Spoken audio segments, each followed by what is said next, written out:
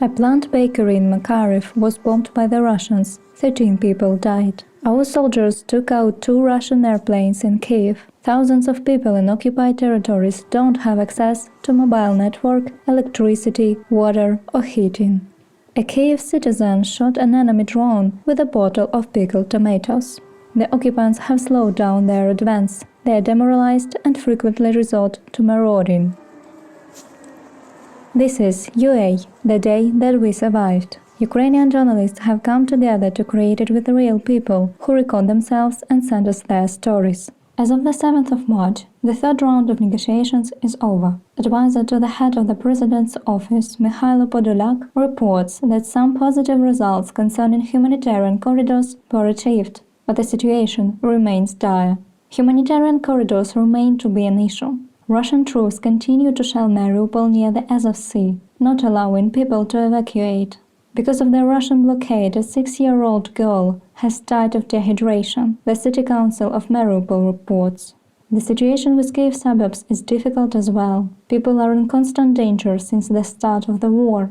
Near 3,000 civilians were evacuated from Irpin to Kyiv. Hi, my name is Yulia and I'm from Irpin. On February 24th, I woke up to the sound of 2 fire planes flying over our house. We live on the 10th floor, so the sound was very loud. I woke up my husband. He jumped out of the bed and began to read the news, but he didn't read anything suspicious then. We were scared because there had been information earlier that Russia was planning an attack, but we couldn't believe it. After about 10 minutes, we decided that everything was fine, but as soon as we went to bed, as we heard an explosion somewhere far away. From that moment, our life will never be the same again, because we realized that we woke up in the war. We jumped up, and the only words that I constantly repeated to my husband were, "This cannot be true." I just repeated many times because I was really shocked. We began to pack all the necessary things. We didn't plan to go anywhere. We were sure that the war wouldn't come to us, and we could wait it out in the private house of my husband's parents. We didn't want to leave our hometown until the very end, and decided to do it when the sounds of the bombing became unbearable to live with, and anxiety for our baby and relatives became unbearable also. March 5th, I'm sure that I will remember this day for the rest of my life as the most terrible and happiest at the same time in my life. We went on foot to the Irpin church, where people were evacuated. There were 5 of us, me, my husband, our baby, my husband's mother and his brother. When we arrived at the church, it was filled with people and pets. From there, we were taken to Romanivka. When we got to Romanivka and I saw a destroyed bridge and an overturned car, it all looked like some kind of horror movie. And there, at first, soldiers let women and children through. So my husband stayed to wait until they let him through the bridge. When people saw that I had a baby in my arms, they immediately let us go ahead. That's why we very quickly crossed to other side. So we were separated with my husband. We just stood near the bus stop and just waited for him. There were sounds of explosion everywhere around. Something was shooting, and it was really terrible. We just stood and waited him come to us. The soldiers kept shouting to us, "Go away, go to buses, it's dangerous to stand here." And then some soldiers brought a cart, took away all our bags, and told us to immediately go to the bases because the situation was really dangerous. We came to the buses, but I still didn't know where my husband was. I don't remember why, but the soldier took my crying baby and began to calm her. All press immediately came running and everyone started taking pictures of them. At the same time, my husband called and said that he had crossed the bridge and was running towards us. But I couldn't understand where he was. I just waited and shouted to him, "Run to us, I'm begging you, run to us." I still don't believe that everything that I telling you happened to us, to our family. But fortunately, he ran to us and wasn't injured. We started to load into the bus. A journalist ran up to me, asking me to tell what I could. He kept filming me and my baby. I tried to tell him something, but it was really hard. We rode, after that, we rode in a bus. It was with posters, big posters, like people and children, and we went with crazy speeds. When we were brought to Kyiv, a police bus arrived there. They just got off and told people, "Sit down, we will take you to the station." This is how we got to the station. At the station, we found a train to the Rivne city, and we just miraculously climbed into it. It was packed with people and bags and pets. We just drove 8 hours. It was really hard, 8 hours. But when we arrived to the Rivne city, the local people picked us up. They took us home. They fed us deliciously. And then they took us to their one-room apartment and said that we could live here as long as we needed. For free, just for free. We still can't believe in it. Today is the first day in safety in Rivne city. But we are still afraid of different loud sounds, and I don't know if this will ever pass us and our family and hundreds, thousands of people. During the night of the 8th of March, Russian soldiers launched an airstrike on a residential sector in Sumy, near the border with Russia. 21 people have been killed, 2 children among them. Hundreds of thousands of women and children leave their homes. Over 1.5 million Ukrainians have fled to neighboring countries. People lose connection to each other. Thousands of people do not answer phone calls. Thousands of messages flooded the Telegram channel Missing People Search in a day. People search in Mariupol, Manhush, Hostomel, Bucha, Kharkiv.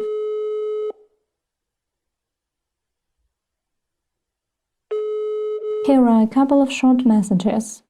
Mariupol, Malakutsko Katerina Vitalyevna, Sheremetьeva Marina Vitalyevna, with 4 children, 4 months old, 6 years old, 8 years old, 11 years old.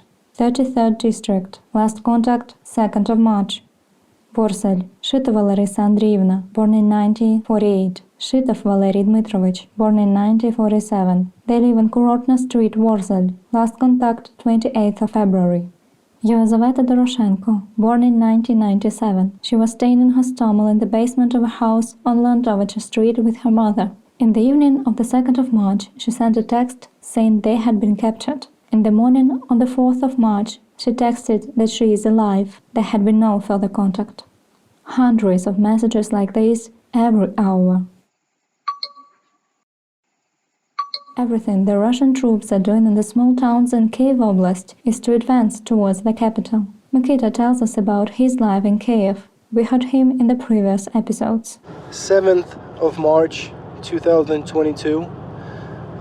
First day of religious feast.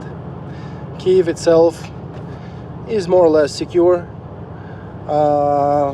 Always you can hear a siren, you can hear some explosions, some bombings, nothing too serious. Most of the fighting is outside of Kyiv. It's Irpin, Bucha, Vyshgorod, and those locations. As we understand, most of the Russian forces are attempting to take region of Kyiv so they can do more shelling into Kyiv center, so they can try to take the center street of Kyiv. And this has been going on for past, I don't know, maybe 10 days systematically. The Russian forces are trying to approach. If they see they cannot enter and they get pushed back, they wait a while, then try to go again from other sides.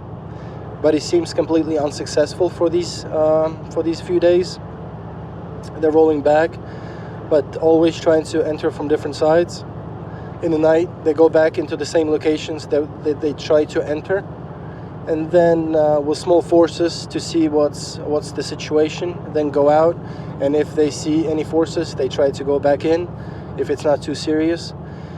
But mainly in Kyiv, people are very confident. There's a lot of, you would call it national defense forces. They're training, they gather themselves in different regions of Kyiv as much as possible.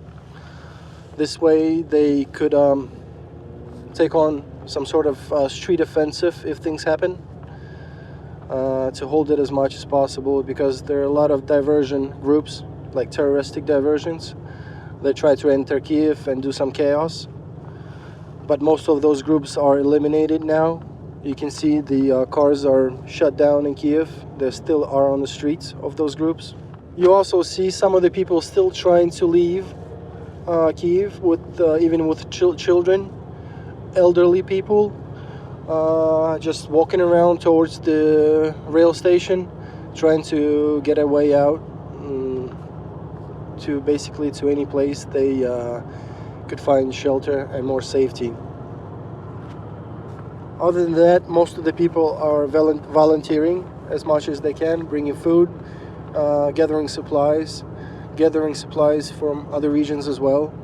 A lot of people on the safer sides are helping out, volunteering, and sending through medicine, maybe some food supplies, but nothing, obviously not too serious. Few gas stations are still open in Kyiv. You could get gasoline, but you'll have to wait in a line. If you do that in the morning, it's going to take you a couple of hours, maybe an hour and a half to wait in line.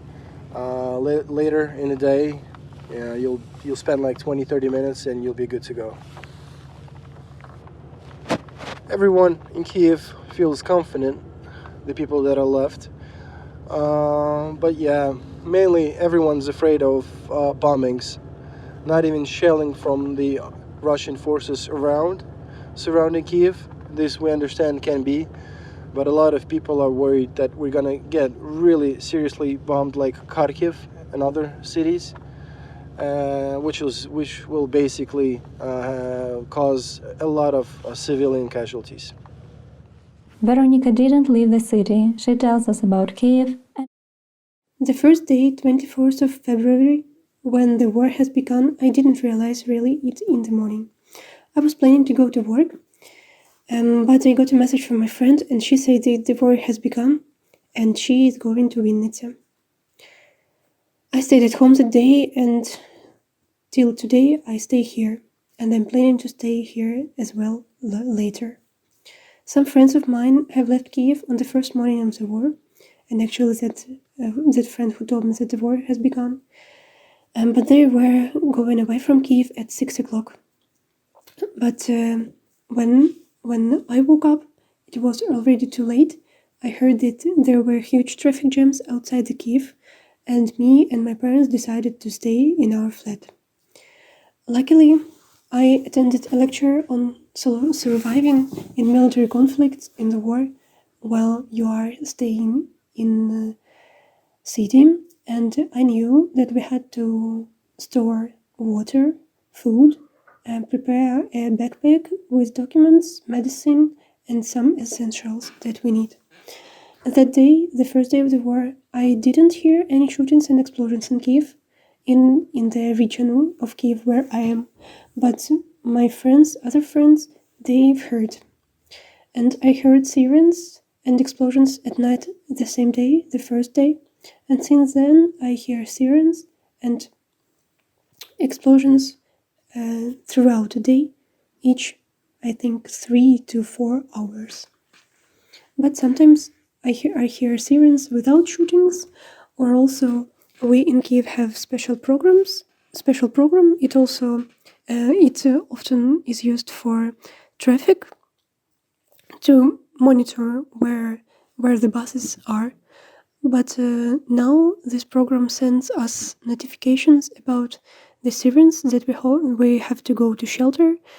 But the last days I notice these messages only when it is time to get out of shelter. It also says this information. If every day after I wake up, I check my phone and I always have some messages from my friends and relatives who are checking if I'm still alive and I'm okay. I answer them and then write to some other people that are like kind to me or of whom I wanted to know if they are okay. And also I noticed that almost every day I get messages from some people with whom we don't talk often, but they want to find out if I'm still okay. They want to renew the old ties that we had between us. As the days pass, I get used to the alarm sirens that I hear. I was very scared when I heard them for the first time. I even couldn't sleep. But now I get used to them and they even don't bother me. We have to count that I have good windows. They have noise isolation, and with the windows closed, I can close any sirens or other sounds away from me.